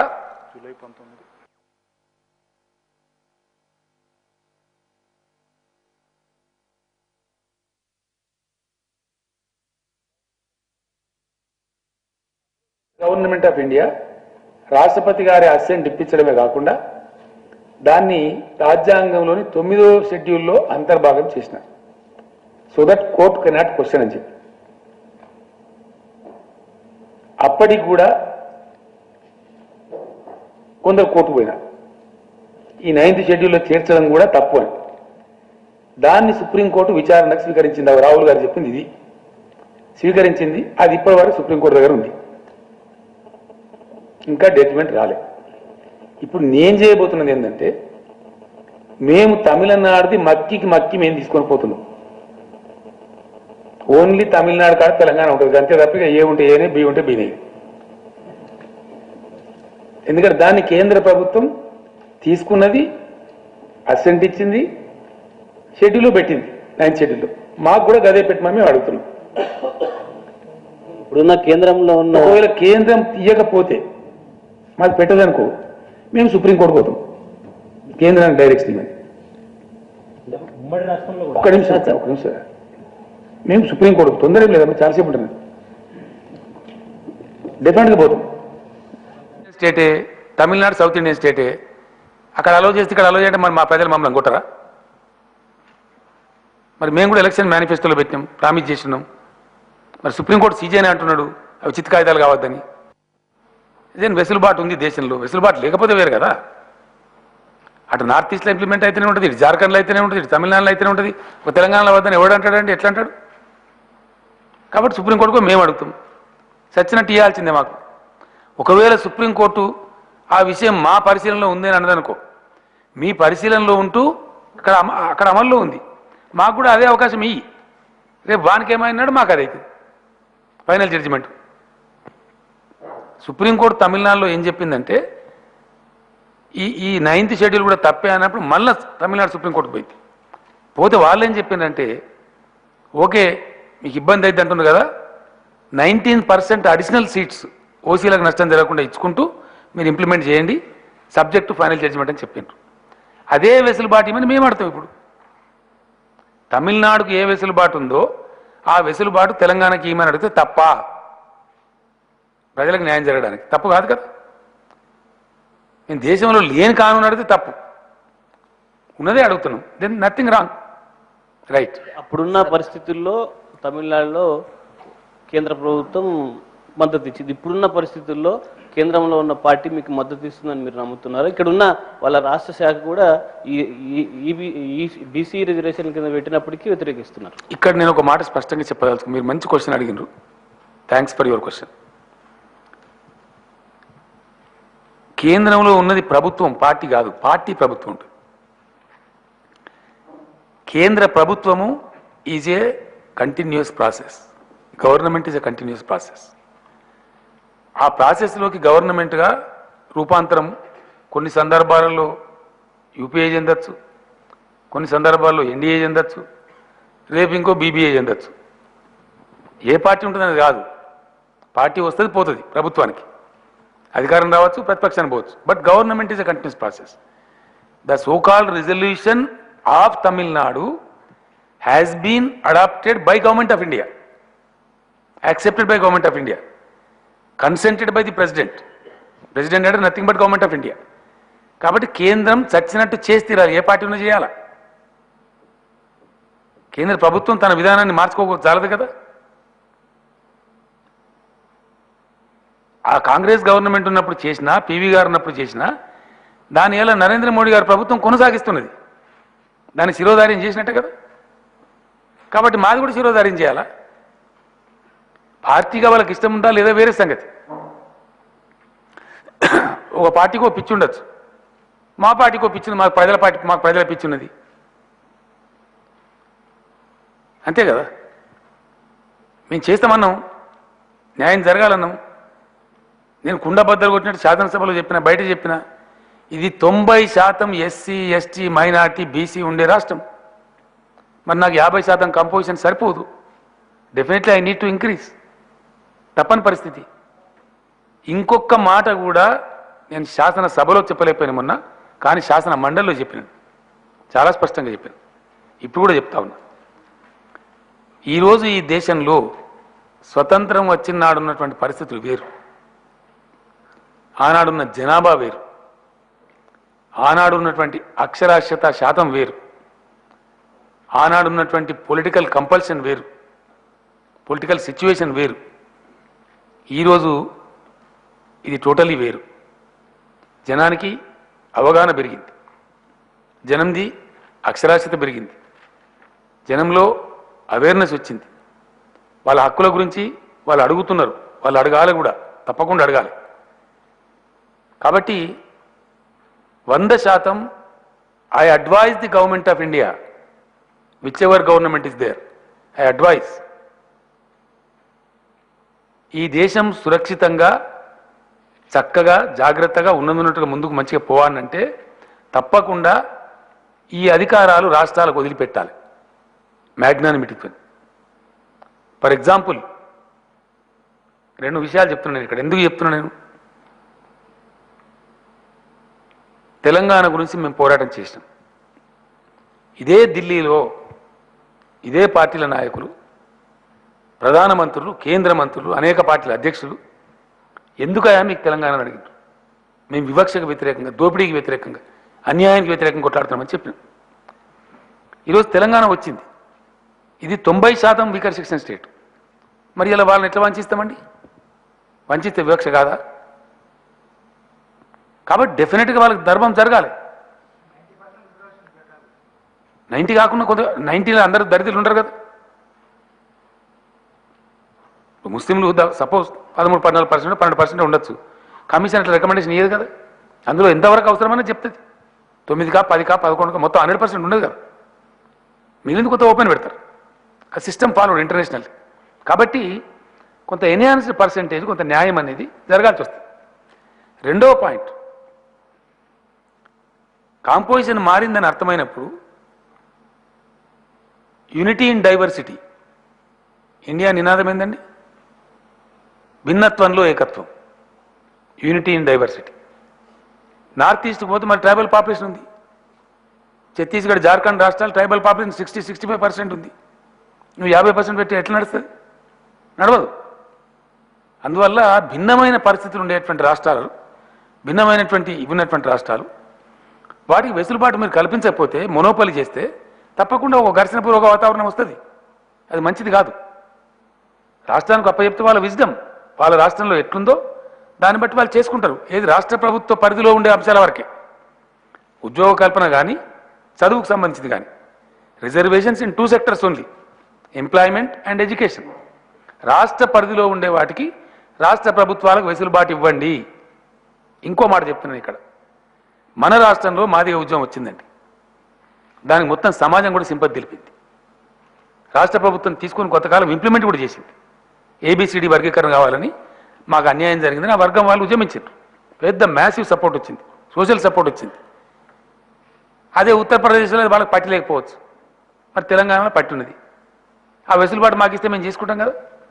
ఎన్నో ఏళ్ళ నుంచి జరుగుతున్న మాదిగ ఉద్యమకారులు ఇలా ఉద్యమిస్తున్నారు. పాపం ఇలా కూడా డిమాండ్ చేస్తున్నారు. వాళ్ళని తప్పంటామా? ఎట్లా అంటాం? ఇది వేరే కాడ అవసరం లేకపోవచ్చు, మరి మా రాష్ట్రంలో అవసరం ఉంది. వద్దని ఎట్లా అంటావు నువ్వు? కేంద్రం ఎట్లా మా గొంతు నొక్కేస్తావు? కాబట్టి ఈ కిరికిరి మీరు పెట్టుకునే బదులు ఎన్నో కాంపౌండింగ్ ఇష్యూస్ ఉంటాయి. ఇప్పుడు విత్ ఇన్ ద రిజర్వేషన్ కూడా కేటగిరీ అడగచ్చు. ఒక వర్గం అన్యాయానికి గురైతే ఎందుకు అడగకూడదండి? ఎక్కడ వివక్ష ఉన్నా తప్పకుండా అక్కడ పోరాటం వస్తుంది, ఉద్యమం వస్తుంది. అన్యాయం జరిగినప్పుడు కేబున పెడతాడు కేక, ఊకుంటారా? అందువల్ల నేను అడ్వైజ్ చేసేదంటే, మెచ్యూరిటీ, డెమోక్రసీలో మెచ్యూరిటీ ఎట్లా వస్తుందో, భారత ప్రజాస్వామ్యం ఎట్లయితే పరిణతి చెందిందో, 70 years గడిచినాయి. ఇంకా పాత చింతకాయ పచ్చడి అంటే నడవది, కుదరది. కాబట్టి let wisdom prevail, let the minds open, let the country be understood in toto. That is what is my appeal to the government of India. ఎవరినో అణిచిపెట్టి తొక్కిపెట్టే ప్రయత్నాలు చేయకూడదు. వారి వారి వెసులుబాటును బట్టి రాష్ట్రాలు వాళ్ళ పరిధిలో ఉండే అంశాలు వాళ్ళ ప్రజలకు న్యాయం చేయడానికి చేసుకుంటారు. Nothing wrong, it should be allowed. Right please. Sir నా పేరు రాజు సార్, 10 టీవీ. సార్ మీరు ఇప్పుడు చేస్తున్నటువంటి ప్రయత్నాన్ని బీసీ రిజర్వేషన్ల విషయంలో కావచ్చు, సవరణల విషయంలో కావచ్చు, తాజాగా పార్లమెంట్లో బీసీ జాతీయ కమిషన్కు చట్టబద్ధత కల్పించినటువంటి నేపథ్యంలో మీరు చేస్తున్న ప్రయత్నానికి ఇది ఆటంకిగా కలిగిపోయే అవకాశం లేదా? 100% దాని ద్వారా మద్దతు వస్తుంది తప్ప ఆటంకం కలగదు. బీసీ కమిషన్కు రాజ్యాంగ భద్రత రావటాన్ని నేను హర్షించిన, ఐ వెల్కమ్ ఇట్. దానికి ఎప్పుడూ రావాల్సిన అవసరం ఉండే. కేంద్ర ప్రభుత్వాన్ని, ప్రధానమంత్రి మన్మోహన్ సింగ్ గారిని కోరిన, నేను నరేంద్ర మోడీ గారిని కూడా కోరిన, రాష్ట్రాలన్నీ మేము బీసీ మంత్రిత్వ శాఖలు పెట్టుకున్నామయ్యా, మీరు కేంద్రంలో కూడా పెట్టండి అని నేను డిమాండ్ చేసిన. తప్పేముందండి? ప్రతి రాష్ట్రంలో బీసీ వెల్ఫేర్ మినిస్ట్రీ పెట్టుకున్నారు కాబట్టి మీరు కూడా పెట్టండి, కొన్ని కార్యక్రమాలు తీసుకోవాలి. మీరు కొన్ని తీసుకుంటే, మీరు రూపాయి తీసుకుంటే మేము ₹1 ఇస్తాం, ₹2 అవుతుంది, అది వాళ్ళకి లాభం జరుగుతుందని చెప్పిన, నేను వాదించిన. నేను చాలాసార్లు ప్రధానమంత్రి కలిసినప్పుడు చెప్పిన, నథింగ్ రాంగ్, దాంతో తప్పేం జరగదు, లాభమే జరుగుతుందని నేను ఆశిస్తా ఉన్నా. అది పూర్తి చట్టం వస్తే దాని రూల్స్, చట్టం కింద ఏమైందంటే రూల్స్ ఫ్రేమ్ చేస్తారు. ఆ రూల్స్ ఫ్రేమ్ చేసినప్పుడు తప్పకుండా రాష్ట్రాలను వాళ్ళు కాన్ఫరెన్స్లోకి తీసుకోవాల్సిన అవసరం ఏర్పడుతుంది. డెఫినెట్లీ దాని ద్వారా నష్టం కంటే లాభం ఎక్కువ జరుగుతుందని అనుకుంటా ఉన్నాను. సార్, ముస్లింలు ఉమ్మడి రాష్ట్రంలో ముస్లింలలో కూడా కులాలు ఉన్నాయి, వృత్తులు ఉన్నాయి. అంటే దోబీలు ఉంటారు, ముచ్చర్లు ఉంటారు అనే ప్రాతిపదికన 5% ఇవ్వాలని పోతే కోర్టు ఆపిన తర్వాతనే 4%కు కుదించారనేది సమాచారం ఒకటి. రెండోది, రాష్ట్రంలో మీరు చెప్పిన హిస్టారికల్ సమాచారం అయితే ఏందండి? సమాచారం ఇక్కడ అయితే ఏంది? కోర్టుల్లో ఉందని, కోర్టుల్లో ఉందని ఈ ఉమ్మడి రాష్ట్రంలో బీసీఈ కోట రామాయణ మతం చెప్పినాక నువ్వు రాముని స్థితి ఏందంటే మొత్తం చెప్పి అదంతా ఉన్నదని నేనే చెప్తాను, నువ్వు చెప్పేది మళ్ళీ నేనే చెప్పిన కదా కథ అంతా. అట్లా ఉన్నది కాబట్టి అప్పుడు 5%, 6% చేయలేకపోయినారు కాబట్టి ఇప్పుడు మేము కొత్త రూపంలో పోతున్నాం కదా. అప్పుడున్న రాష్ట్ర ప్రభుత్వం ఇన్సిన్సియర్, విధేయత లేని ప్రభుత్వం, నిజంగా చేయాలని ఉద్దేశం ఉన్న వాళ్ళు గారు, చిత్తశుద్ధి లేని ప్రభుత్వం. అందువల్ల అడిగి ఆగిపోయినారు. మాకు చిత్తశుద్ధి ఉంది కాబట్టి మేము డెఫినెట్గా దాన్ని పెంచే ప్రయత్నం చేస్తాం. సార్, ఇంకోటి సార్, పంట రుణమాఫీ ఇది హిస్టారికల్ డే అన్నారు. ఇటు మిర్చి రైతులు కనీస మద్దతు ధర లేదని ఆందోళన చేస్తున్నారని, దానికి దీనికి ఏమి లింక్ అయినా అర్థం కాదు. బోడుగుండుకున్న మోకాలు పెట్టినట్టు నేను కాంగ్రెస్ నేతలు కూడా వరంగల్ మార్కెట్ చాలా మంది నేతలు చాలా మాట్లాడతారా సార్? ఇప్పుడు రుణమాఫీ పైన నువ్వేమైనా కాంగ్రెస్ నేతవా? మిర్చికి ధరకు నువ్వు రుణమాఫీకి ఏం సంబంధం బ్రదర్? నాకు అర్థం. మీరు అడిగే క్వశ్చన్ ఏమైనా సమస్య ఉందా? ఎవరు చెప్పిందా? ఇండియాలో మిర్చి రేటు వీళ్ళు ఇచ్చేది హైయెస్ట్ ప్రైస్ తెలంగాణలో ఉంది. Do you know that? You know that? Sir, రుణమాఫీ పైన ఈరోజు కాంగ్రెస్ వాళ్ళు మాట్లాడుతూ 2019లో మీ అధికారం రాగానే ఒకేసారి రుణమాఫీ చేస్తామన్నారు. ఎవరన్నారండి? కాంగ్రెస్ ప్రెసిడెంట్ ఉత్తమ్ కుమార్ రెడ్డి గారు. ఇవాళ వస్తే కదా, చచ్చిపోయింది ఉంటే మా మామ ఒకటి ఇచ్చి అంగట 2 తెస్తే నేను కూడా 4 నాగాలు కడతాను అటు కూడా. ఇక 19 వచ్చి ఈడ వచ్చేవారు చూతావా తీరా. రిజర్వేషన్ల సంఖ్య క్యాబినెట్లో ఎంత పెంచాలనేది నిర్ణయిస్తామని చెప్పేసి అన్నారుగా. సుధీర్ కమిషన్, చెల్లప్ప కమిషన్ వాళ్ళు ఏమన్నా రిఫర్ చేసిన దాంట్లో నివేదికలో ఇంత పర్సంటేజ్ పెంచాలని చెప్పేసి ఏమైనా కోరారు? వాళ్ళు మాకు చెప్పినా మేము మీకు చెప్పాం కదా, అది క్యాబినెట్ డెసిషన్ కాబట్టి రేపు 15 నాడు రానే వచ్చి ఎందుకు తొందర మనకు? సార్ సీఎం గారు అంటే చెప్తే ఏమైందమ్మా, ప్రాతిపదిక చెప్పాల్సి వస్తుంది అట్లా. సార్ రాష్ట్రంలో అప్పుడే ఎన్నికల వాతావరణం వచ్చినట్లు రాలే సార్ ఒకటి సార్ రాలేదా? ఏడనైనా సీఎం గారు ఎన్ని నెలలు అయిపోయి ఇంకా 2 నెలలు కావాలి, 26 నెలలు ఎన్నికలు ఉంటాయి. ఇవిడా మేడం తలకాయలేదు, నాకు అర్థం కాదు. వచ్చే ఎన్నికల్లో కూడా చీచి ఏం లేదంత పట్టింది. వచ్చే ఎన్నికల్లో టీఆర్ఎస్ ఒంటరిగా పోటీ చేస్తుందా? వచ్చే ఎన్నికల నాటికి ఎన్నికలు ఎక్కడున్నాయి బాబు? ఎక్కడ ఎన్నికలు? ఏం ఎన్నికలు? బాహుబలి వస్తారని my humble request, let people do not get mad. ఎందుకండి ఎక్కడ ఎన్నికలు? ఏం కథ అసలు? ఏంది? అంటే కాంగ్రెస్ నేతలు నేను ఏమంటున్నాను, ఒక రిక్వెస్ట్ అండి, నాది ఒకటే రిక్వెస్ట్. పేపర్లు కూడా కొద్దిగా మీరేమనుకోకపోతే కొద్దిగా పందా మార్చుకోవాలి. రాజకీయ నాయకులు మార్చుకోవాలి, మీరు కూడా మార్చుకోవాలి. ఏం పందా అంటే, I'm giving a good advice brother. మీ ఇష్టం, మాట ఫాలో అయితే మీ ఇష్టం, కాకపోతే మీ ఇష్టం. కానీ శాసనసభ సమావేశం అనగానే మీరు రాస్తారు. అస్త్ర శస్త్రాలతో ప్రతిపక్షాలు రెడీ. ఆ అస్త్రం లేదనా శస్త్రం లేదు, వాడి వేడిగా జరగ వాడి లేదనా వేడి లేదు. నేనేమంటున్నానంటే అంటే అది గతంలో కూడా అట్లే ఉంది కదా సార్. నా రిక్వెస్ట్ ఏంటంటే ఉంటే ఉన్నట్టు రాస్తే మంచిగా. మీరు ప్రతిపక్షంలో ఉన్నప్పుడు కూడా అట్లే రాసినాం కదా సార్. నా రిక్వెస్ట్ నేను అనేది ఉంటే రాస్తే మంచిగా ఉంటే కదా వాతావరణం. అంటే 1 year ముందస్తు ఎన్నికలు వస్తాయని పదే పదే కాంగ్రెస్ వాళ్ళు వాడారు. అది ఎవరు చెప్తారు బ్రదర్, నాకు అర్థం కాదు. సార్ పవర్కి సంబంధించి సార్ ఇక్కడ సార్ శ్రీకాంత్ సార్ సాక్షి టీవీ నుంచి పవర్కి సంబంధించి ఇప్పుడు డిమాండ్ విపరీతంగా పెరిగింది. ప్రస్తుతానికి రీచ్ అవుతున్నప్పటికీ కూడా ఈ ఎత్తిపోతల ప్రాజెక్టులు కాళేశ్వరంతో పాటు మిగిలిన పూర్తయితే పవర్ ఎక్కడి నుంచి తెస్తారు? రైతుల మీద భారం విపరీతంగా పడుతుందనేది విపక్షాలు ఆరోపిస్తున్నాయి, కొన్ని జేఏసీలు కూడా ఆరోపిస్తున్నాయి సార్. దాన్ని ఎలా రీచ్ అవుతారు? ఇంకోటి ఛత్తీస్గఢ్ నుంచి చేసుకున్న ఒప్పందంలో కూడా అనేక లోపాలు ఉన్నాయనేది ఒక విమర్శ వస్తుంది సార్. అదొక ప్రశ్న సార్. రెండోది, 2 రోజుల క్రితం టీడీపీ నేతలు మాట్లాడుతూ 2000 తర్వాత సార్ 19లో అధికారం వాళ్ళదే, అధికారంలోకి రాగానే ప్రగతి భవన్ హాస్పిటల్ చేస్తామన్నారు సార్ వాళ్ళు. సరే ఎవరి హాస్పిటల్ కింద ఉన్నదో కనబడుతుంది కదా, ఏది కార్యం ఉన్నదో కనబడతలేదా? ఇప్పుడు పవర్ విషయంలో గత ప్రభుత్వాల యొక్క అనాలోచిత అసమర్థ విధానాల వల్ల నిజంగా ఆంధ్రప్రదేశ్ కావచ్చు, తెలంగాణ కావచ్చు, 30 ఏళ్ళు ప్రజలు సచ్చినమండి. 30 సంవత్సరాలు భయంకరమైనటువంటి బాధ, రైతుల బాధలు, పారిశ్రామికవేత్తల బాధలు. పారిశ్రామికవేత్తలు ఇందిరా పార్క్ కాడ సమ్మెలు చేసినా కూడా చూసినాం మనం. ఇన్వర్టర్లు, కన్వర్టర్లు, జనరేటర్లు, స్టెబిలైజర్లు, ఇది కథ. ఈరోజు చాలా అద్భుతంగా ఆ దరిద్రం అంతా పోయి బ్రహ్మాండమైనటువంటి విజయం సాధించారు. 9350 మెగావాట్లకు పోయిందండి ఈ సీజన్లో. ఇప్పుడు అంటే ఆంధ్రప్రదేశ్ ఉన్నప్పటికంటే కంబైండ్ 23 జిల్లాల ఆంధ్రప్రదేశ్ వాడిన దానికంటే కూడా ఎక్కువ డిమాండ్ వస్తే కూడా సక్సెస్ఫుల్గా ఒక సెకండ్ కూడా రెప్పపాటు కూడా పోకుండా పవర్ సప్లై జరిగిపోయింది. And now we are for this season ఇక సమస్య రాదు. నిన్ననే నేను జెన్కో సీఎం నేను కంగ్రాచులేట్ చేస్తాను. ఎందుకంటే నిన్న నుంచి తగ్గుముఖం పట్టింది పవర్ కన్సంప్షన్. ఏప్రిల్ 10th వచ్చిందంటే వరి చేను అనేది వదిలిపెడతారు. ఒక 10%, 15%, 20% వదిలిపెట్టిండ్రు. ఇప్పుడే 400-500 మెగావాట్ల పవర్ తగ్గిపోయింది. ఇంకొక వీక్ డేస్లో ఆల్మోస్ట్ ఇంకొక 700-1000 మెగావాట్ల పవరు లోడ్ తగ్గిపోతుంది. అప్పుడిగా సమస్య వచ్చేటువంటి ప్రశ్న ఉత్పన్నమే కాదు.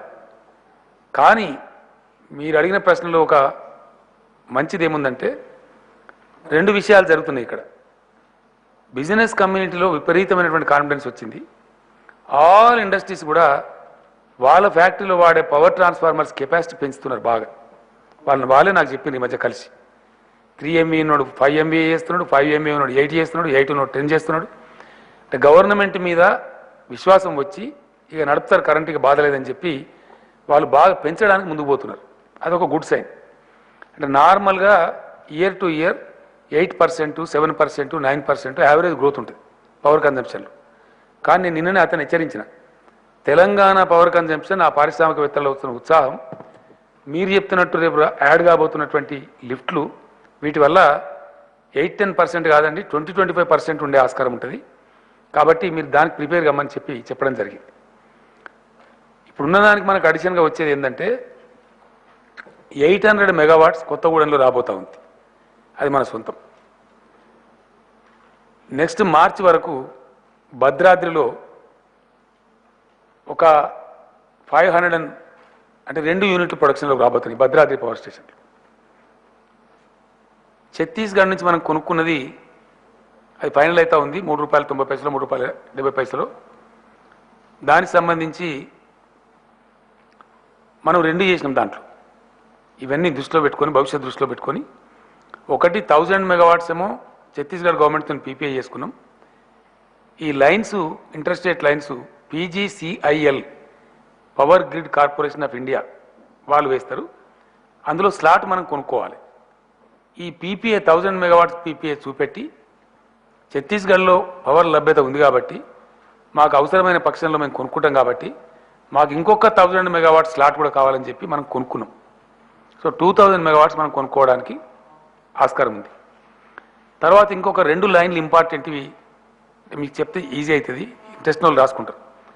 ఇంట్రెస్ట్ లేని వాళ్ళు రాసుకోకుండా సబ్జెక్ట్ పెద్ద ఉంటుంది కానీ చిన్నగా నేను కుదించి చెప్తాను. మనకు కొద్ది రోజులలో సకల దరిద్రాలు దూరం కాబోతున్నాయి పవర్లో. ఒకటి మన స్వశక్తి వల్ల, 2 మనం మొత్తం ఇండియా గ్రిడ్కు కనెక్ట్ కాబోతున్నాం. ప్రస్తుతం మనం కనెక్ట్ అయినటువంటి 3 లైన్లు.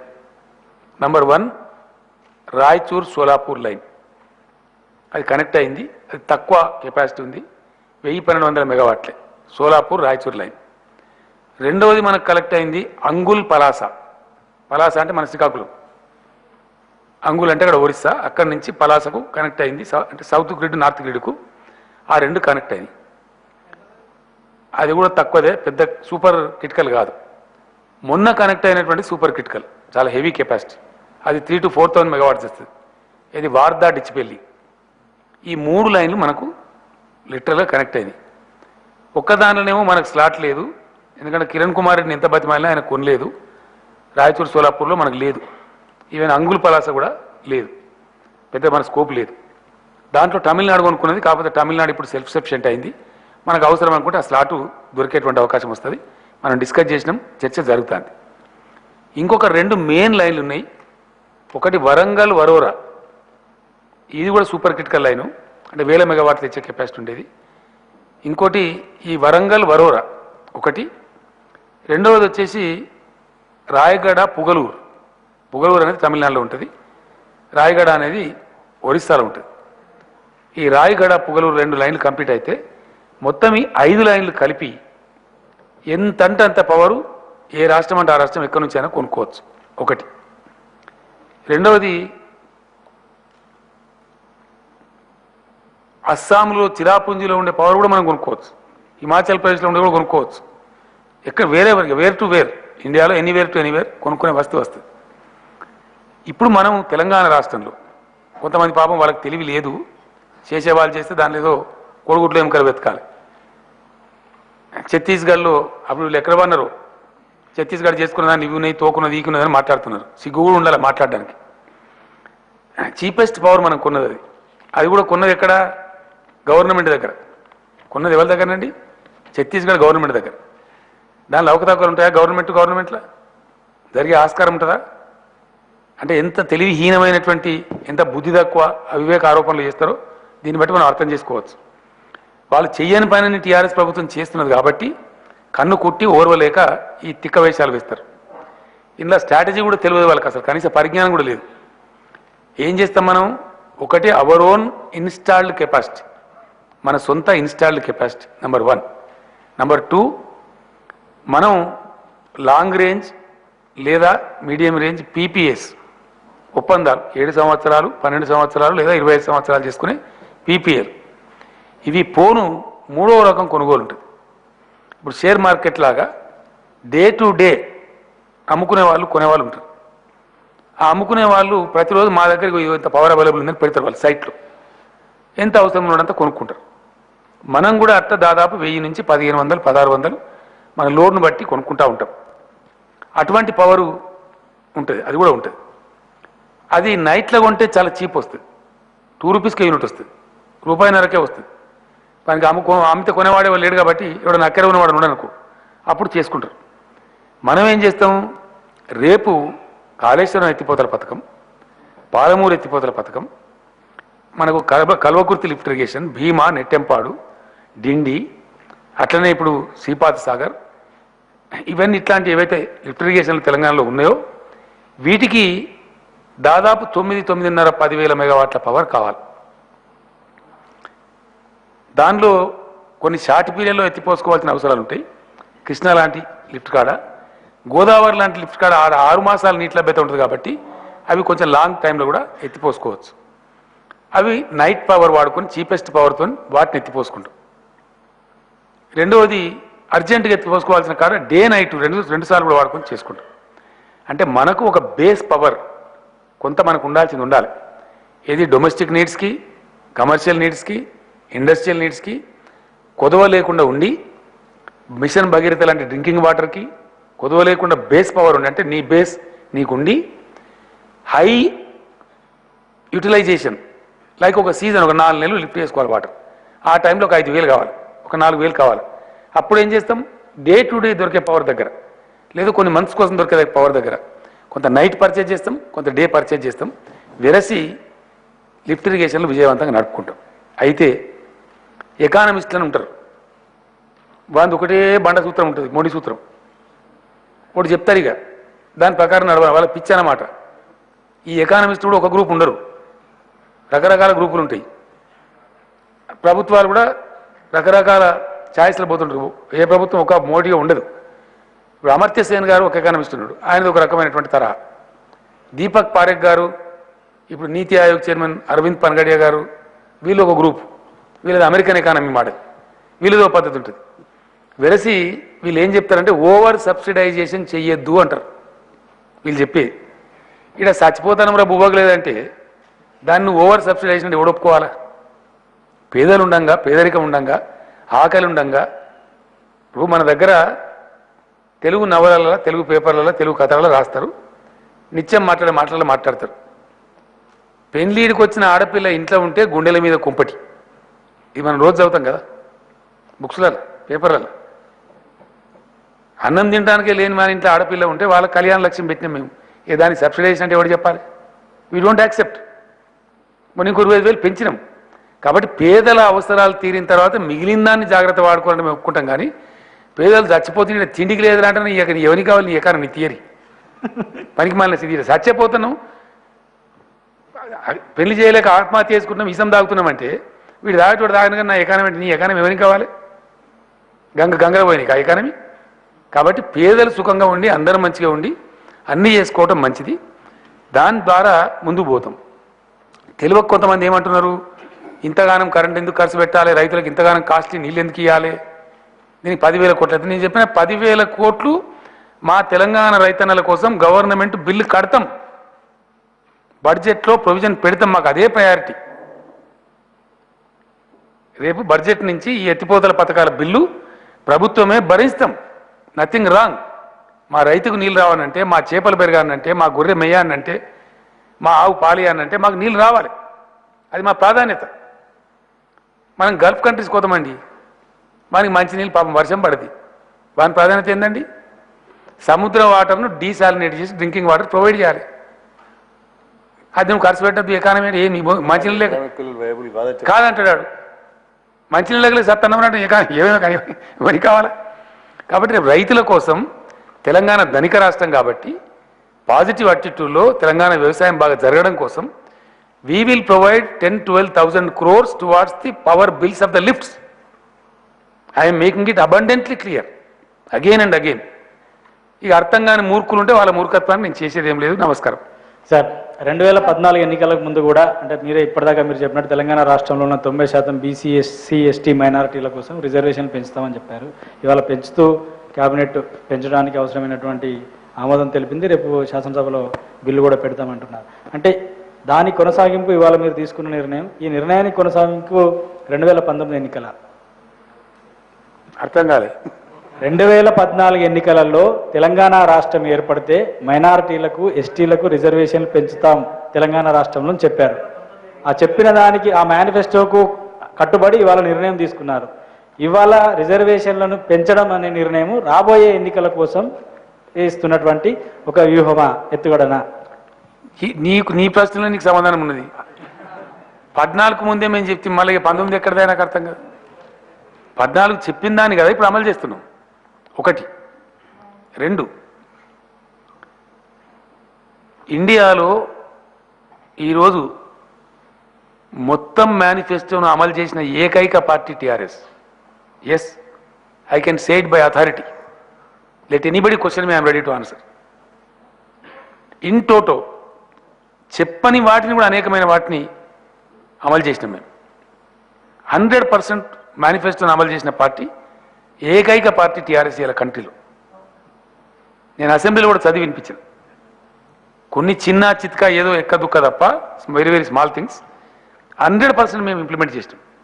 కొన్ని బిగిన్ చేసినాం, కొన్ని అమలు చేసినాం, చెప్పని అనేకం చేసినాం. మేము కళ్యాణ లక్ష్యం మేము చెప్పలే, మేము చేస్తున్నాం. బీడీ కార్మికులు మేము చెప్పలే, మేము చేస్తున్నాం. ఒంటరి మహిళలు మేము చెప్పలే, ఇంప్లిమెంట్ చేస్తున్నాం. సన్న బియ్యం మేము చెప్పలే, ఇంప్లిమెంట్ చేస్తున్నాం. ఓవర్సీస్ స్కాలర్షిప్స్ మేము చెప్పలే, 20 లక్షలు ఇండియాలో ఇలా ఏ స్టేట్ ఇయ్యేది. ఎస్సీ ఎస్టీ బీసీ విద్యార్థులకు, మైనార్టీ విద్యార్థులకు 20 lakhs ఓవర్సీస్ స్కాలర్షిప్ ఇస్తున్నాం ప్రాక్టికల్లీ.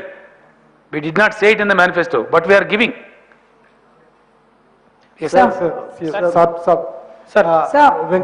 वेंकैया नायडू जी का कहना यह है कि टीआरएस सिर्फ जो है दिखावे के लिए जिसका मंशूर में करिए रेजोल्यूशन पास करके अपने पास रखेगी, सेंटर उसको एक्सेप्ट नहीं करेगा. केसीआर वांटेडली एमआईएम के प्रेशर में आते हुए हिंदू और मुसलमान में फूट डालने के लिए 12% रेजोल्यूशन ला रहे बोल के वेंकैया नायडू एलिगेशन है. हिंदू मुसलमान में फूट डालने वाला जमात कौन सा है पूरा दुनिया जानता है.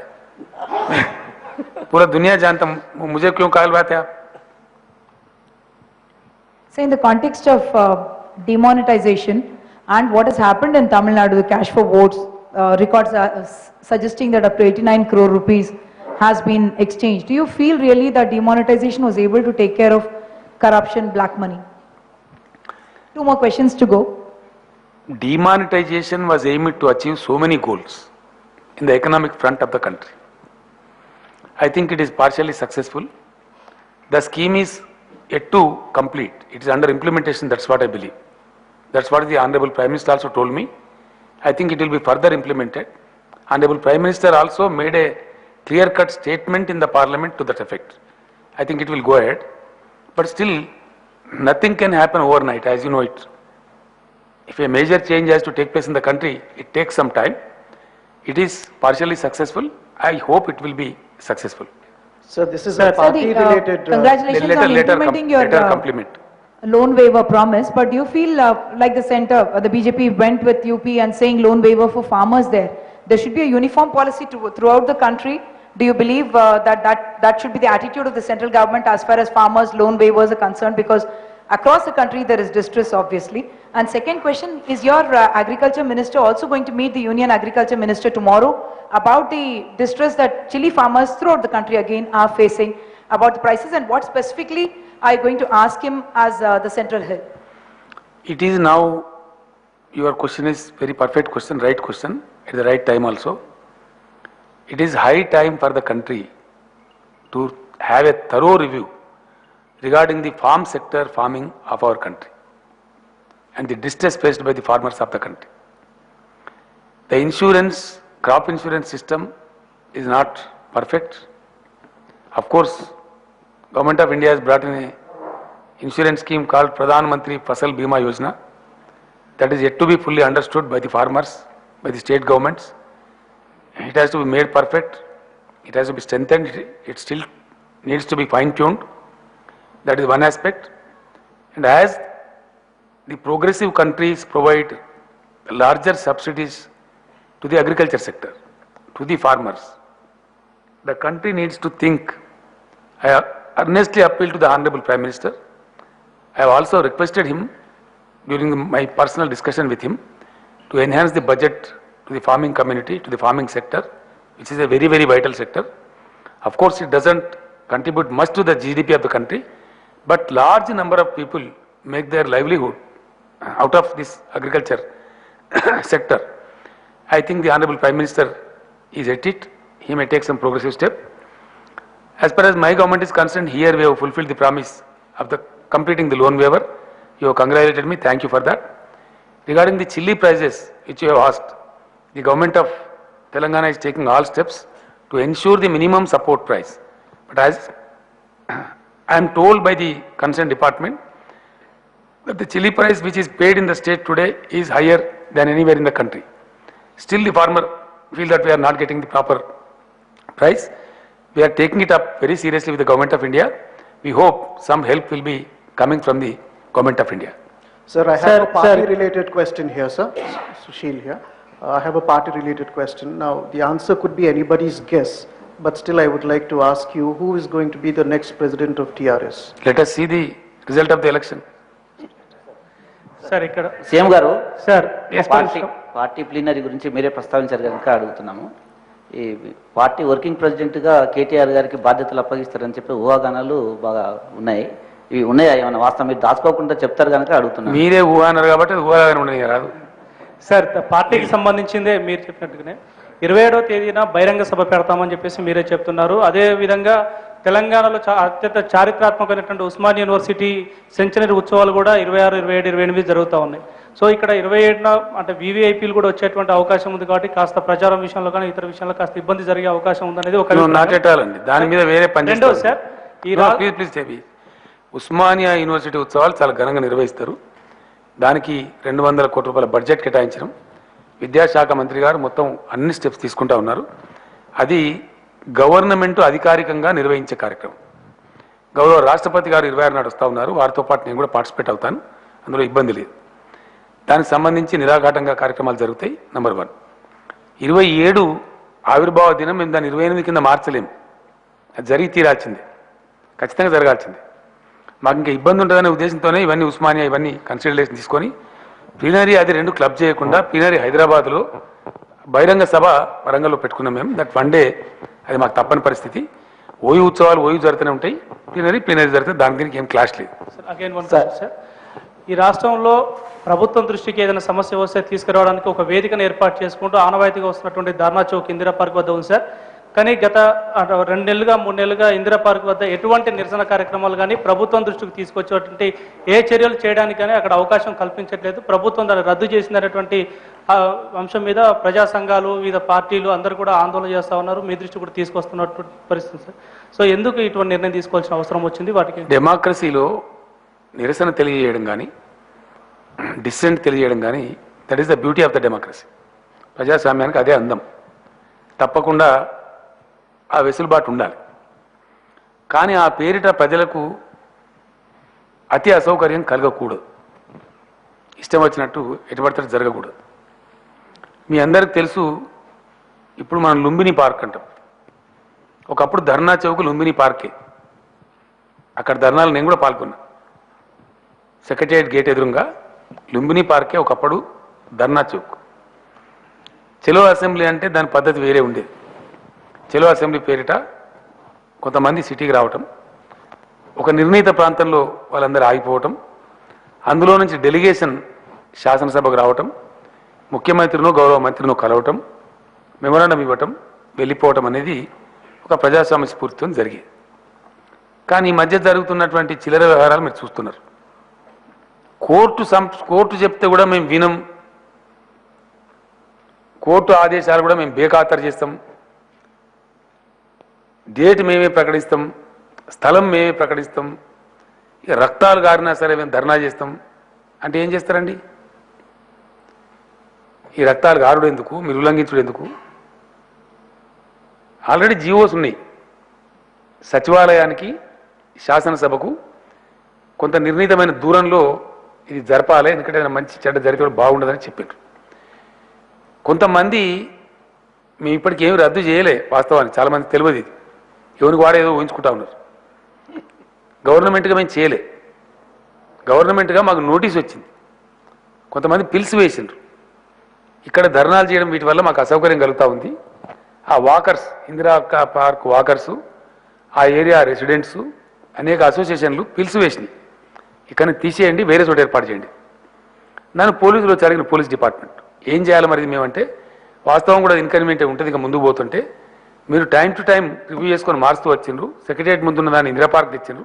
ఇప్పుడు ఇందిరా పార్క్ నుంచి ఇంకో పార్క్ పోతుంది, ఏముంది? కాబట్టి వేరే మంచి 4-5 ప్లేసులు చూసి అక్కడ వాళ్ళకి వెసులుబాటు కల్పించండి, అన్ని రకాల ఆస్కారం కల్పించమని చెప్పినాం. దానికి చెప్పిన నేను లిమిటెడ్ రేంజ్లో జరిగేటువంటి బహిరంగ సభ కూడా పెట్టుకోవడానికి స్థలాలు చూపించమని చెప్పినాం. ఒకప్పుడు నిజాం కాలేజ్ జరుపుకున్నాం, అది హెవీ సెంటర్. వాస్తవానికి అక్కడ జరిగినప్పుడు చాలా పెద్ద కయాస్ వస్తుంది. ఎప్పటికప్పుడు మార్చుకుంటాం. కాబట్టి కొంత బహిరంగ ఒక 10, 15, 20 వేల రేంజ్లో పెట్టుకునే బహిరంగ సభలకు కానీ, 2, 3 వేలు లేదా 500, 400 పెట్టుకునేటువంటి ధర్నాలకు కానీ 1 కాదు 4 ఆప్షన్లు 5 ఆప్షన్లతో ప్లేసులు వెతకండి, దాన్ని కోర్టుకు సబ్మిట్ చేయమని చెప్పినాం. బహుశా పోలీస్ డిపార్ట్మెంట్ సబ్మిట్ చేసి ఉంటారు, నాకు ఆ నాలెడ్జ్ కూడా లేదు. చేస్తే మరి కోర్టు ఏం చెప్తుంది, ఏం జరుగుతుంది, దాన్ని మనం ఆలోచన చేద్దాం. ఎందుకంటే మునుపటి కంటే ఇప్పుడు బాగా వెసులుబాటు వచ్చిందండి, చాలా అద్భుతమైన వెసులుబాటు వచ్చింది. ఇప్పుడు ధర్నా నువ్వు ఏడ చేసినా ఒకటే, లైవ్ టెలికాస్ట్ వచ్చిన తర్వాత ఏడ ధర్నా జరిగితే అక్కడికి ఆటోమేటిక్గా మీడియా వస్తుంది, ఆటోమేటిక్గా టెలికాస్ట్ అవుతుంది. మీకు కావాల్సిన ఇష్యూ రిజిస్టర్ చేయాలా, ప్రభుత్వం దృష్టికి తేవాల సమస్య, రిజిస్టర్ చేయించాలి, ప్రజల దృష్టికి తీసుకుపోవాలి. దానికి ఎక్కడైతే ఏంటంటే నాకు అర్థంగా ధర్నా చౌక్ గిన్నే ఉండాలి, మేము చెప్పిన కానీ ఉండాలి. ఏడుంటే నువ్వు చేసే ధర్నాలు లేకపోతే ఇంకోట దానికేం పడవాలి నాకు అర్థం కాదు. అది ప్రజలకు సంబంధించిన సమస్యనా? సార్, మీరు అధికారంలోకి వచ్చినప్పటి నుంచి కేంద్ర ప్రభుత్వానికి అన్ని విధాలుగా సహకరిస్తున్నారు. పెద్ద నోట్ల రద్దు మిగతా విషయాలలో కూడా మీరే ముందుండి వాళ్ళకు కోఆపరేషన్ అందించారు. అయితే మీరు ఆశించినట్టుగా కేంద్రం నుంచి మీకు సహకారం ఉందా? ఇప్పుడు చాలా ఇంపార్టెంట్ ఇష్యూను కూడా మీరు కేంద్రం బోన్లో పెట్టారు. మరి దీని మీద కేంద్రం నుంచి సహకారం లభిస్తుందని ఆశిస్తున్నారా? నేనేమంటున్నా అంటే డెఫినెట్గా ఇందాక నేను ఒక అప్పీల్ కూడా చేసిన. 70 సంవత్సరాల స్వాతంత్రానంతరం దేశంలో జరుగుతున్న పరిణామాలను, ప్రజల యొక్క డిమాండ్లను మేము పరిగణనలోకి తీసుకోము అంటే అది కరెక్ట్ కాదు, ప్రజాస్వామికం కాదు. కాబట్టి 100% కేంద్ర ప్రభుత్వం వాళ్ళ పార్టీ, ఇలా కేంద్రంలో ఉన్న ఏ పార్టీ ప్రభుత్వం అయితే ఉందో అదే పార్టీకి కూడా రాజస్థాన్లో టెస్ట్ ఉంది. అక్కడ ఆందోళనలు జరిగినాయి, జాట్స్ గుజ్జర్ చాలా తీవ్రమైన రైళ్లు స్తంభించినాయి, చాలా తీవ్ర పరిస్థితులు వచ్చినాయి. మరి ఆ ప్రభుత్వం ఇలా 68% పంపించున్నది, అది కేంద్రం దగ్గర పెండింగ్లో ఉంది. మహారాష్ట్రలో బీజేపీ ప్రభుత్వం ఉంది, ఇలా వాళ్ళు అన్టోల్డ్గా 52% ఇంప్లిమెంట్ చేస్తూ ఉన్నారు. అది కూడా మరి రాజ్యాంగ ఉల్లంఘన, కోర్టు ఉల్లంఘన అవుతా ఉంది. అదేవిధంగా ఒక పక్క నార్త్ ఈస్ట్లో 80% ఉంది, జార్ఖండ్లో 60% ఉంది, తమిళనాడులో 69% ఇంప్లిమెంటేషన్లో ఉంది. కాబట్టి వీటన్నిటిని సమీక్ష చేసి అవసరమైతే కేంద్రం రాష్ట్రాల ముఖ్యమంత్రుల సమావేశం పిలిచి, ఆల్ పార్టీ మీటింగ్ పిలిచి కన్సెన్సస్ డెవలప్ చేసి ఒక సొల్యూషన్ తీసుకొని రావాలి. 100% తెలంగాణ ఉద్యమం చేసి సాధించుకోబడ్డ రాష్ట్రం కాబట్టి ఎంత దూరమైనా మేము పోరాటం చేస్తాం. కేంద్రం నుంచి తప్పకుండా నరేంద్ర మోదీ గారు నీతి ఆయోగ్ మీటింగ్ సందర్భంగా మాకు చెప్పినటువంటి విషయాలు పరిగణలోకి తీసుకుంటే కనుక ఆయన చాలా పాజిటివ్గా చెప్పినారు. ఇలా రాష్ట్రాలను నేను చిన్నచూపు చూడదలుచుకోలేదు, ముఖ్యమంత్రులను ఢిల్లీలో మేము బికారులాగా చూడదలుచుకోలేదు. నిన్న కూడా స్టేట్మెంట్ వచ్చినది, మేము బికారులాగా చూడదలుచుకోలేదు. కాబట్టి రాష్ట్రాల యొక్క సూచనలు, రాష్ట్రాల యొక్క రికమెండేషన్లు గౌరవిస్తాం. రాష్ట్రాల అభివృద్ధిలోనే దేశం అభివృద్ధి ఉంది అని కూడా వారు చెప్పినారు. కాబట్టి బహుశా పెద్ద మనసుతో వారు మాకు సహకరిస్తారని చెప్పి మేము అనుకుంటా ఉన్నాం. మీరు అన్నట్లుగా మేము కేంద్రంతో ఘర్షణ వైఖరిలో లేము, మేము కేంద్రానికి సహకరిస్తూనే ఉన్నాం. మేము వాళ్ళ అలయన్స్లో లేకున్నా, మేము ఎన్డీఏలో లేకపోయినప్పటికీ మేము పూర్తి సహకారం అందిస్తూ ఉన్నాం యాజ్ అండ్ వెన్ రిక్వైర్డ్. ప్రధానమంత్రి గారు తొలకొచ్చి మేము గౌరవం కూడా ఇచ్చినాం.